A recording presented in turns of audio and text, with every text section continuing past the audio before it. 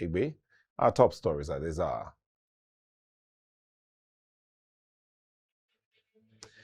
President Bola Tinubu approves deployment of ambassadors, FFK, Omokri, Yakubu, 62 others to foreign countries.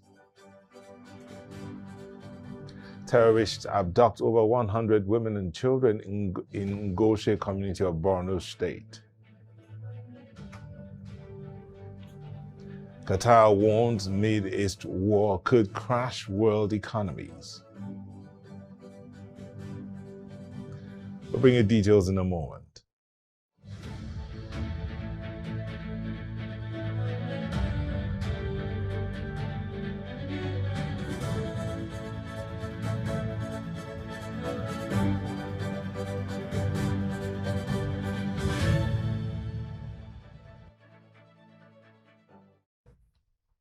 We'll begin with the report that President Bola Tinubu has approved the postings of 31 career and 34 non-career ambassadors to various countries and the United Nations. The appointment of the ambassadors were confirmed by the Senate last December. Notable names of the list include former INEC chairman Mahmoud Yakubu, who's been posted to Qatar, former sole administrator of Rivers State Iborete Ibas, posted to the Philippines, Reno Omokri, who will head to Mexico, Ayodele Oke to France, and Fani-Kayode, who will be Nigeria's ambassador to Germany. President Tinubu has directed that the Ministry of Foreign Affairs immediately commence the induction program for the ambassadors designate and high commissioners.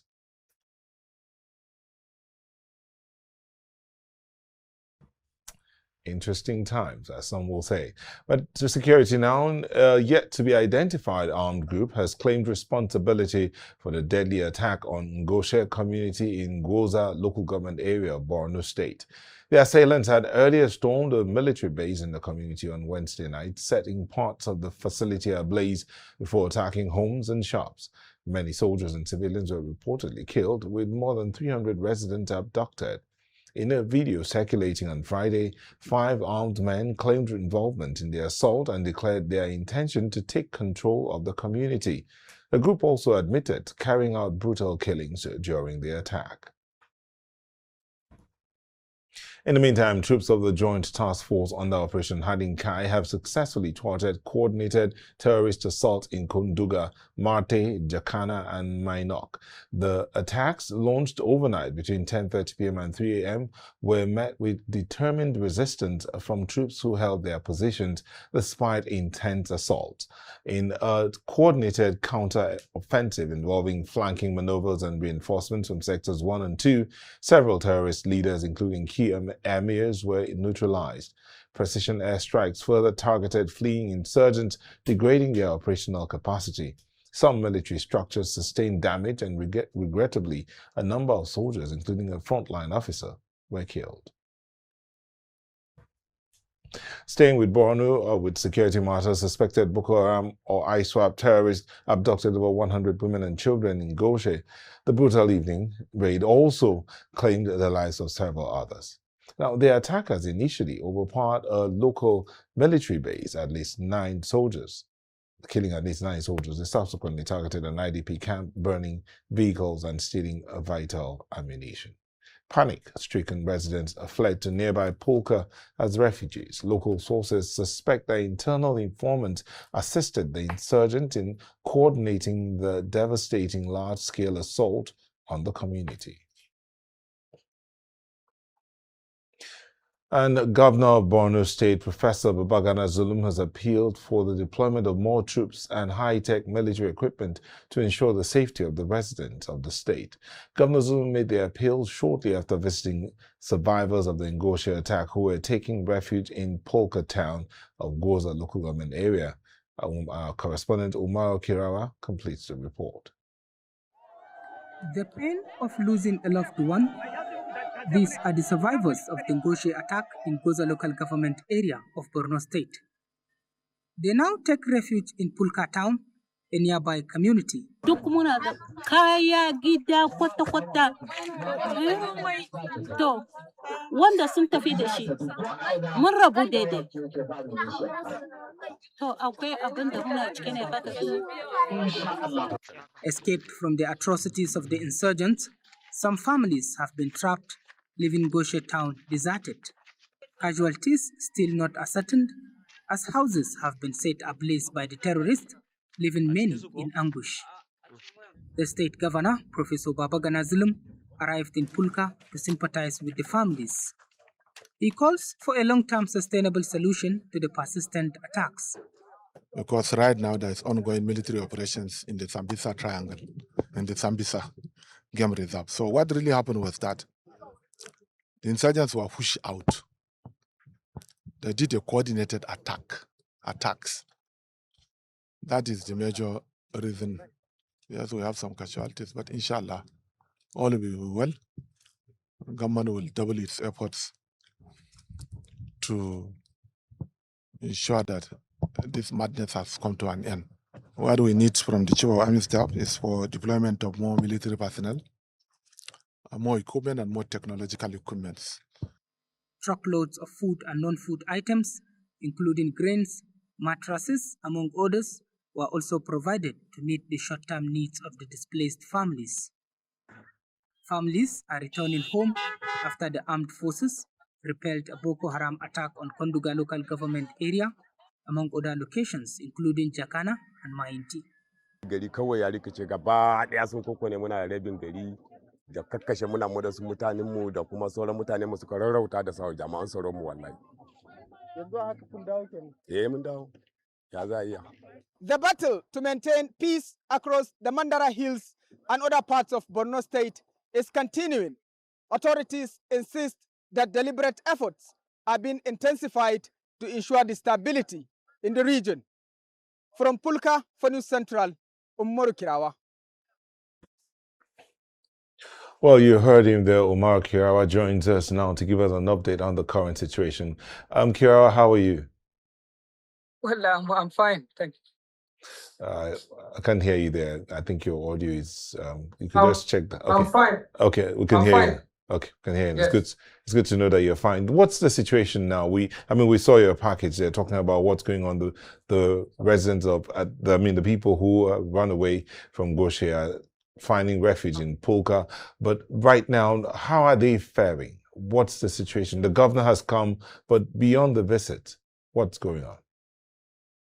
Well, it's a tough one for the people of Ngoshe and, of course, other communities, including Konduga, Jakana, and other parts of the state, as the state governor has already mentioned, that it's a coordinated attack by the terrorists, largely because of intensified military operation by the Operation Hadinkai in the Sambisa forest and other hard-to-reach locations where terrorists are hiding out.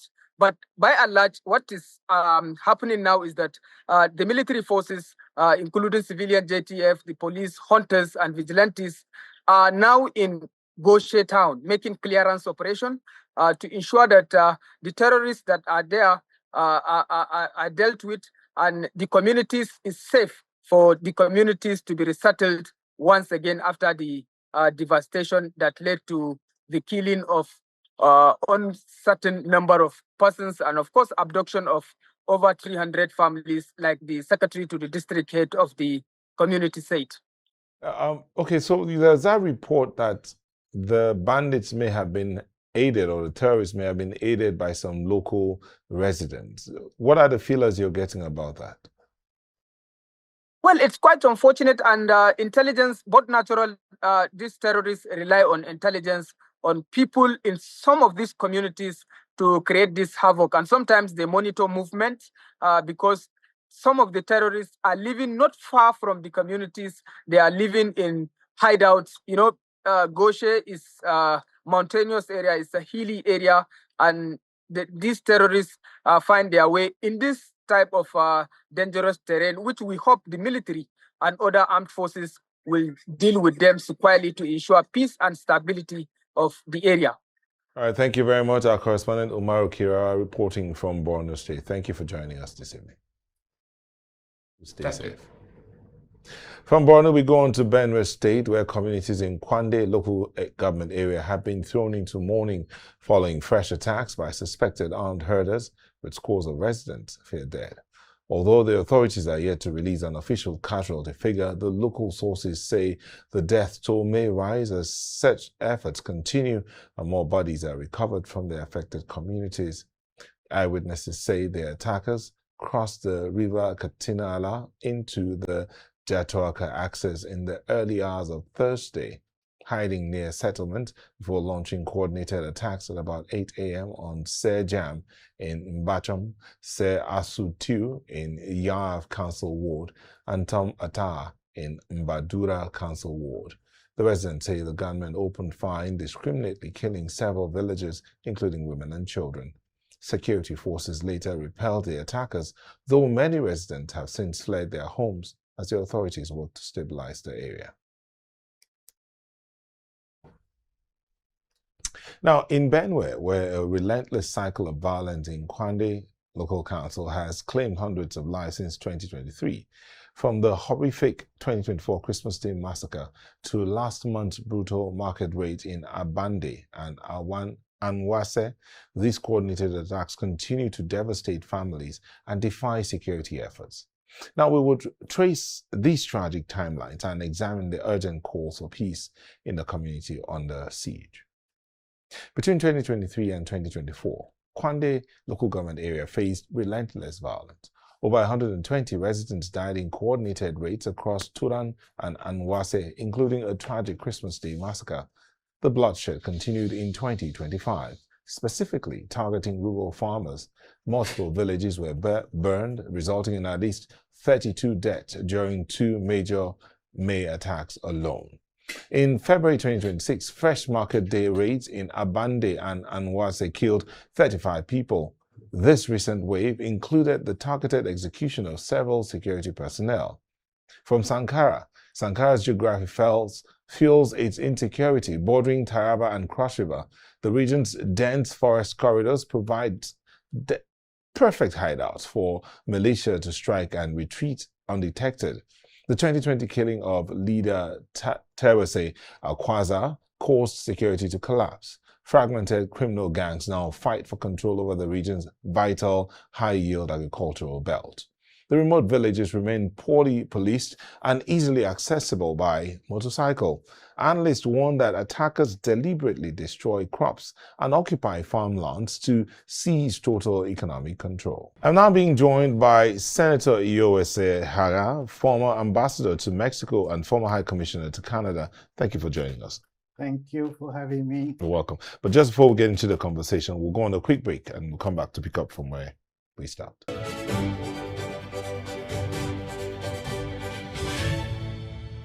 Welcome back. We have here in the studio Senator Iyowese Hara, former ambassador of Nigeria to Mexico and the former High Commissioner to Canada. Thank you for joining us. Thank you. Senator Hara and Your Excellency, it's well, you saw the timeline of the incidents of attacks and all of that in Kwande and Abande thereabout, and it doesn't paint a good picture of security in that area. It's not just Abande in Kwande. It is the whole of Benue. Only about 4 local governments can claim to sleep and have their eyes closed till morning. The rest of their local governments are under attacks by bandits and herdsmen. And there's no question about that.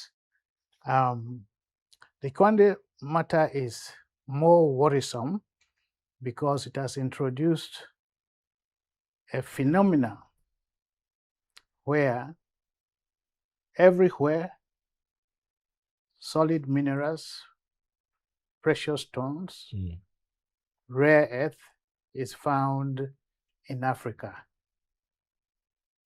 There is a corresponding terrorist, atrocious attacks, and sometimes the committing of terrible crimes against humanity. While this is happening, Abande and Kwande area, generally Kwande local government, while killings are going on, the people of Kwande are shocked to find out that a very robust mining activity is going on. There are Chinese people mining very precious stones, large quantities of precious stones, and every day we see trailers of ore being carried away because it's not being processed. We see the Chinese miners that are being protected by the military. So the question will be then, in all of these attacks, as you say, in Benue State, not just Kwande local government area, you said only 4 appear to be without any incident. Yes. You said we have foreign nationals there who are supposedly doing business. And being no protected. Attacks on them. No. And it is a curious thing because there are ungoverned spaces all over Benue. And this is caused by the government of Benue looking the other way. Because we know that statutorily, the Constitution gives the power of the security, the chief security officer of the state is the governor of Benue State. And when Yerewata happened, everybody was shocked. But they didn't need to have been shocked because Yerewata was just a tip of the iceberg. The worst arena of crimes against humanity had been taking place in Sankara, which is the epicenter of terrorism. Your station has correctly analyzed the career of Tewa Sekwaza, who was killed by the army as one of the leaders. And subsequently, after his death, there has been an upsurge of criminals all vying to be commanders of the bandits. What has not been told is the fact that the banditry taking place in Katsina, Ukum, and Lugu local government, those bandits are all agents of headsmen. Their financiers are outside the territory that we're talking about. Would you be right then to say that this whole matter is not just about the farmlands, it's also about the solid minerals that are located in Benue? In Kwande specifically, yes, and certain aspect of Logo local government where some special rare earth have been found, there is a possibility of an escalation of banditry in those areas too. Some would say that the phenomena in Africa which is going and people is going up, is the upsurge, and the people who are the elite working in cahoot with foreigners undermine completely the downtrodden masses who mean nothing, who should be cleared off the land so that mining activities can take place. And it's very horrendous because people who claim to be politicians, who should be protecting the masses, who should be protecting the ordinary citizens, just simply look the other way and do not acknowledge. Otherwise, every month, the governor or the government of Benue State is availed billions of naira for security. Senator Hai, what would you suggest? Because we're almost out of time here. Because where, for instance, Sankara is seated in Benue and shares borders with Cross River State, Taraba, and Forest is quite rich. So what would you suggest as a solution? Solution is very simple. The federal government must put its searchlights on Benue-Taraba confluence. Between those areas, Benue-Taraba Cameroon border, Cross River, Fani-Kayode, the federal government must actually target those areas for remediation. The federal government must do much more than mere security. They should provide infrastructure, roads and schools. There are people in those areas now who constitute like 600,000 children out of school. The people who have been out of school for so long, there are people there who are 15, 20, thereabout, who have never been to school, who do not know what to do, ABC, who cannot, the only thing they can do is hold an AK-47 or 46 or 45, which are very much available. So federal government must set up a thorough investigation, take over the security there in a very effective manner. Why not undermining the government? I believe that the government is doing its best in whatever but the best is simply not good enough. Just a quick one. I've been told that we're out of time completely, but just a quick one. Do you think the establishment of state police will make any difference? Yes, I do think so. We need a state police. We need a local government police. It happened that we used to have local government police until during the tea revolts of 1960. That was when the decision was taken not to give power to the local government and to the local chiefs so that the power will not be abused. Certainly some governors will abuse the power, but they are not the only law enforcement in that state. There will be a federal police, there will be a state police. So there will be a line and chain of command that will determine, but certainly state police would be a good thing. All right. Thank you very much. Thank you. Thank you. Senator USA Haya is a former ambassador to Mexico and a former high commissioner to Canada from Nigeria. Thank you for coming. Thank you very much. Pleasure. Now, a civil society group has demanded clarity over inconsistencies observed in the Certificate of National Youth Service Corps and the Nigeria Law School belonging to the Deputy Speaker of the House of Representatives, Benjamin Kalu. The group mentioned that the NYSC Act requires a continuous one-year service, while Nigerian Law School prohibits students from serving as corps members during study, raising concerns about the legality of participating in both programs simultaneously. They urged the Deputy Speaker to step aside pending clarification of the allegations, calling on the NYSC, the Nigerian Law School, and the Council of Legal Education to make public records the records of Kalu, comprising his service year and academic participation, to resolve current controversy. Demand clarity as to the possibility of Right Honorable Kalu, after swearing 2 oaths, one with the National Youth Service Corps and the other with the Nigerian Law School, that he will abide faithfully and wholly with the demands of the service year and the rigors of the law school, still carry out 2 functions which are mutually exclusive and not to be held for perjury and for violating the rules and regulations of the National Youth Service Corps and the Nigerian Law School. We are committed to following this to the latter and will occupy the National Assembly if after 72 hours the various authorities do not. When we return, national grid collapse impact on Nigeria's economy. We'll bring you details in a moment.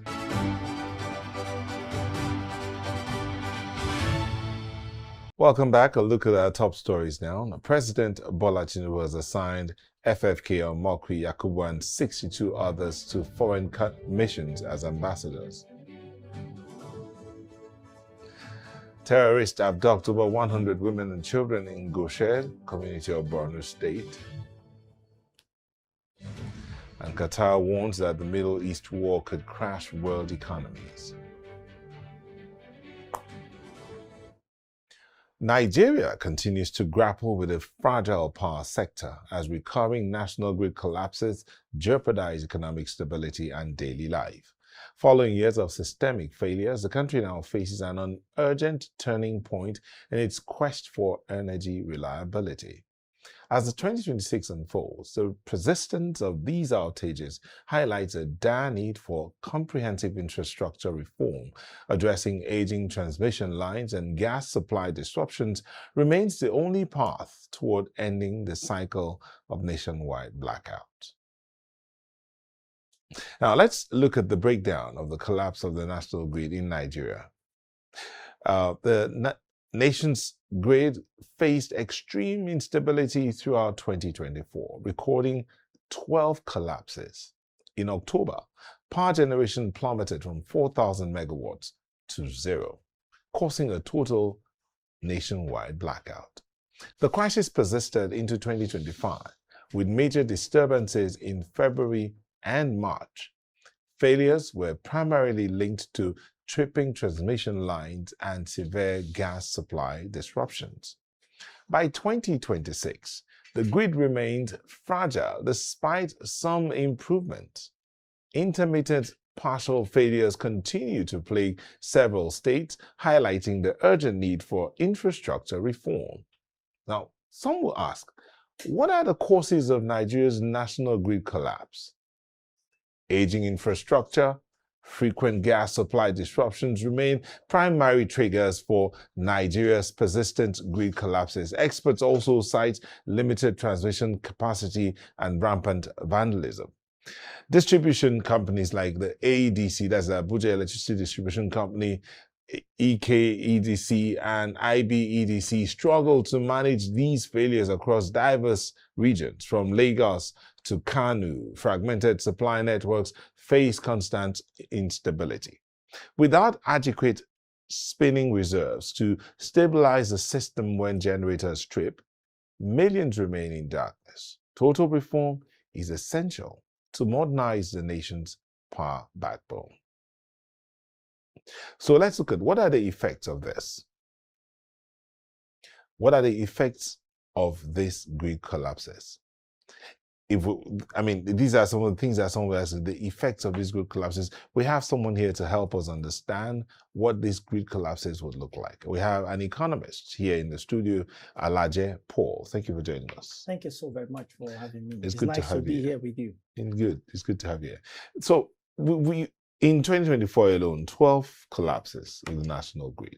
But let's attempt to look at how this has impacted the nation's economy within that period, for instance. Well, when you think about grid collapse, eventually what is interesting to us is the impact on output, production.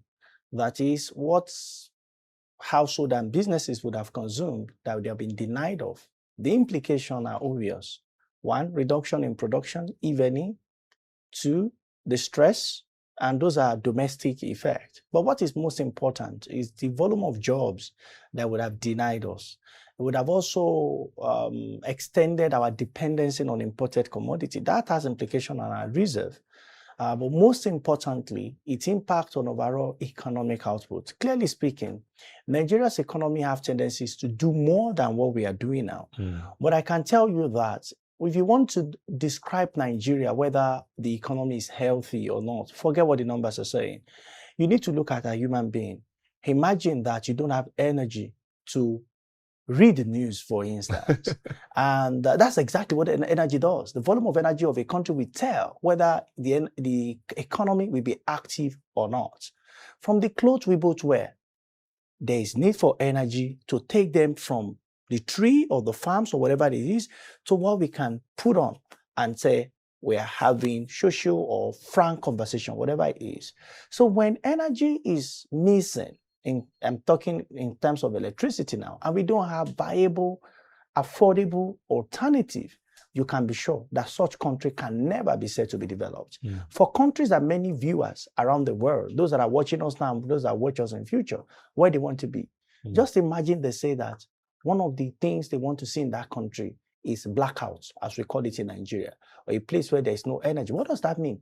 Tourism, money that would have generated from tourism is also missing simply because we did not pay enough attention to energy and And because the generation businesses in have Nigeria. to spend quite a tidy sum trying to provide alternative sources of Beyond power. the business, even providing the environment looks dark, it looks unsafe. Noise pollution. Pollution everywhere. Tourists will not come. But let's now, we've seen this. But the 2023 Electricity Act says a different thing from what we're seeing right now. So why is it that when what's on ground is not matching what the Electricity Act is anticipating will come up? It's an act of the parliament, but we are not able to act on it. So there is human being that we need to act on the act. Now, are we able to? The answer is no. Until recently, we started seeing states having their own generation and all the effort. But I can tell you that will take another 5 years. That is if they are consistent and if they are focused on generating power. It took us so long to understand that the central system is not making sense. I hope that we get the same thing with in case of police that we are starting now. Because the president made that call like 3 or 4 times. Yeah, so I don't know why we just want everything to be at the center. Meanwhile, the center is not efficient. For a federal system, you have no business. People have their life to live in Kano. So all the states should understand that when you are elected as a governor, you are the chief executive officer of that state. Your job is to ensure that private sector works. So while you are not operating in the private sector, but create an environment to ensure that someone in private sector is generating quality electricity with right quality, quantity. That's quality. Quality is different from quantity. Quantity means it's available, but quality means it's not damaging equipment in factory. I produce rice, and I know that I would rather run from electricity that is produced by government. Why? Because suddenly several equipment could go off. Not because they were faulty, but because there is nothing regulating what comes to us. And at the scale at which we operate, you want to wonder, is it not better to just depend on a generator diesel, which means it comes with higher costs. And that's the truth. That is why it's relatively difficult for Nigerian business persons or manufacturers to compete with those that are outside Nigeria, because some things have been sorted. And I can tell you that it does not take 100 years or donkey years to get electricity correctly. The God that we believe in, mostly as Christian and Muslim, the first thing he sorted when he was going to start creation was light. Any leader that wants the people to trust them, whether or not, instead of having 24 agenda, 10 agenda, have one agenda first, because it's the foundation of all things. So the act have said how how electricity we go to state, electricity distribution, how it will be both the state and the federal government. But when you look at the volume of it, most states, that's not their focus. Because when you look at the focus, electricity is long-term when it comes to benefit. And the benefit is more social compared to commercial. That is why we certainly need support, both from government and key industry player. I fought the privatization we did about 10 years or so ago, when the people who came into the industry do not have required experience. You see, Nigeria is not the only country that has electricity problem. Even in Africa, some countries have gotten it correctly in part of their regions. But for Nigeria, we still want it to be the usual procurement process, the usual friends and cronies. It will keep us in darkness. But you say, we're almost just this last one here now. We have this matter of, yes, Nigeria supplies electricity, for instance, to neighboring countries. And you go to those countries, they don't have blackouts. But what's the size? The size of that country and what we charge them. I am here, I am selling pens to you, and you never lack pens. But I, who is the one selling pens to you, I never have a pen to work with. Okay, so here is it. It's possible because Nigeria have too many children than it can cater for. The neighbors have learned to do family planning. For us, nobody wants to talk about birth control in Nigeria. It's an offense to many of us. Oh, don't talk about it. So we can keep multiplying, not knowing that if your population increases, it's going to put pressure on the resources that is available. One of those many resources, electricity. So, but you already signed contract with some country to provide electricity for them. And it's not even all part of the country that have electricity. It is those who can pay for it. We have seen more than 10 increases in price of kilowatt of electricity in Nigeria, all promising that electricity will be constant, will be stable for those in band A, perhaps to band D. Now, for those in band A, they are promised 20 hours. We see transformers sometimes just go off. They are blown up or they are damaged. How long does it take for electricity, for the discos to replace some of these key infrastructure that guarantee electricity for homes and for factories? So in my mind, I think we should do what India did as a way of solution. India understood their population is vast, over 1 billion people, and they want to also provide electricity. They realize it's very difficult to provide it for the entire country at the same time. They focus one state after the other, one region after the other, depending on need for the factory first, not where the richest people are, not where the most politically influential people are. Where do we have concentration of industry in 6 geopolitical zone? Let's forget sentiment, provide jobs. Electricity. Yes, so those people... Electricity for their jobs. Yes. Electricity for education. Yes. So those ones will come, and you need to focus those areas and through agglomerative economics.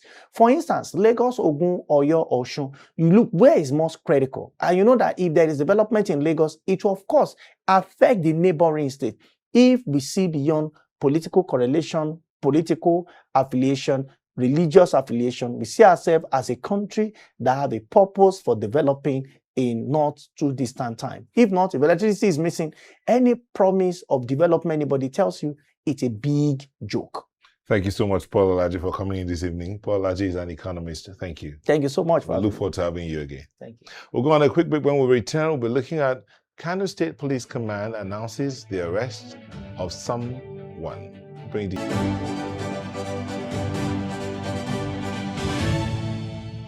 A Kano State Police Command has announced that it's arrested a suspect for circulating inflammatory audio and video clips intended to incite public disorder. Commissioner of Police Ibrahim Bakori at a press briefing stated that the suspect is being interrogated and will face the full weight of the law after investigations. He condemned the spread of the false information and warned that anyone involved in such acts will be prosecuted. Also at the briefing, the State Commissioner for Information addressing journalists urged community leaders, religious leaders, and traditional rulers to promote peace and understanding amongst the residents. The rumor that has been going on and been circulated, especially on social media, regarding a plan by some individuals who are hell-bent on disrupting the peace of the state. So much hell-bent that they're spreading the rumors that there's going to be a process tomorrow, which is meant to disrupt the commercial and economic activities in the state.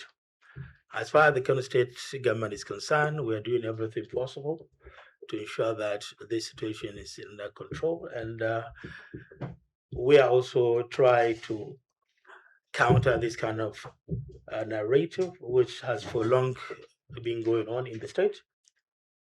The command will not tolerate any form of hate speech, incitement, or violence. Meanwhile, adequate security measures have been put in place to prevent any breach of peace and ensure the safety of all residents.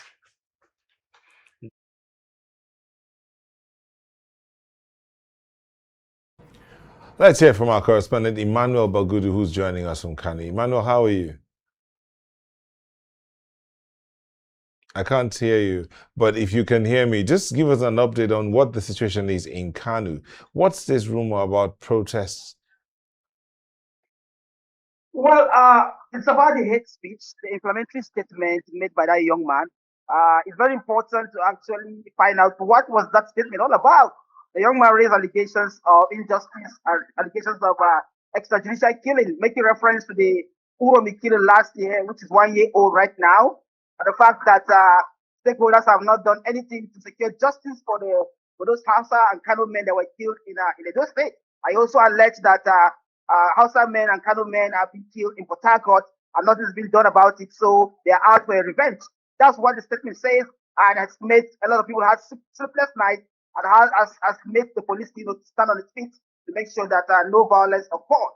And so that is the situation, but it is very important to actually address what the gentleman raised, what the man raised, and of course investigate whether he is alone, making this speech, whether he's alone or whether he has a lot of people who are planning to cause mayhem as a result of the allegations that he raised. Yeah, thank you. All right, thank you very much, Emmanuel, and take care of yourself. Now, residents in the FCT are concerned about their security. Car theft is fast becoming a major concern. Now, with residents of the city now living in fear of losing their vehicles, sometimes in broad daylight, many of them say owning a car in the nation's capital has suddenly become a source of anxiety rather than a convenience. Our correspondent, Charles Pius, reports.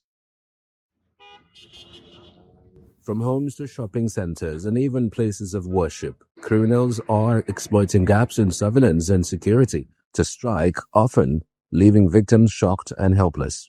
Speaking to New Central Television, the spokesperson of the Nigerian Police Force in the FCT says that intelligence-led operations, targeted patrols, and stop-and-search activities have been intensified across identified crime-prone areas of the city in a bid to tackle these menace. We've had more of our stop and search on the road, even though the residents are feeling offended. So issues of car theft has drastically dropped. We have just a couple of one or two there. But beyond official assurances, the effect on many of the crime tells a deeper story. One of those days I had gone out in the evening, and when I came back, I noticed they had poured some sand. They wanted to do some work in the house. So I was just like, park outside now. What's the big deal? The next morning, a friend called me, "Are you at home?" I said, "Yes, come, I'm at home." And he got there and called me back. "Your car is not here. You said you're at home." I said, "Yes, I'm at home." He said, "But your car is not here." I said, "No, my car is outside." They said, "Come out and check." I went outside, and to my shock, the car wasn't there. It just seemed like magic. This thing happened at the Federal Secretariat there in Abuja. I just parked. Let me go to the Secretariat there to see one or two persons on there. When I parked my car, I used the pedal, device you lock it from the steering up to the pedal. So that's what I use. I think that one is a simple thing they can equally dismantle. For these victims, the experience has been traumatizing, disrupting their work, family life, and personal safety. Residents say the situation is no longer isolated, but a pattern that requires urgent and coordinated action.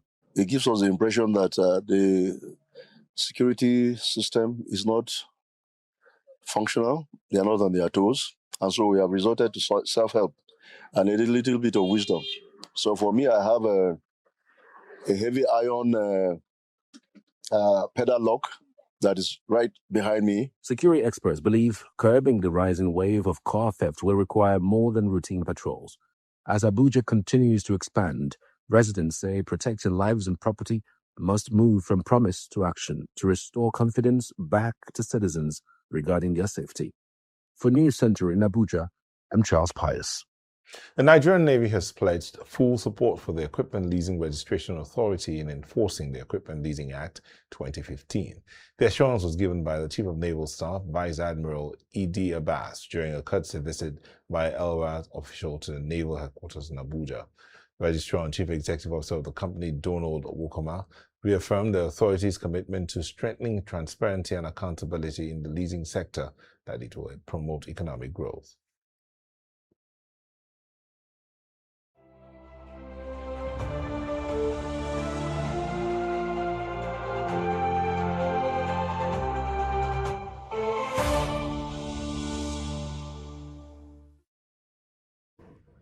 Global markets are on high alert tonight following a dire warning from Qatar's energy minister Saad Al-Kaabi. Al-Kaabi warned that the widening Middle East conflict could bring down the economies of the world.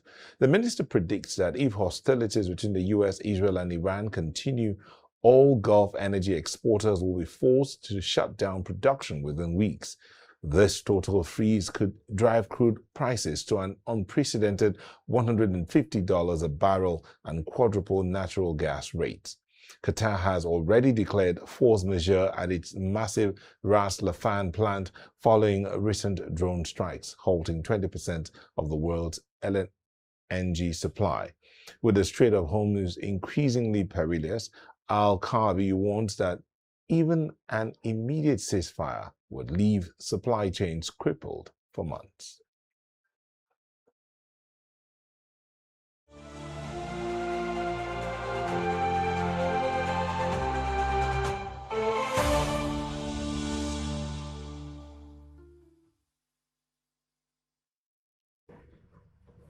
That's all we have for you today. Before we go, a look at our major stories.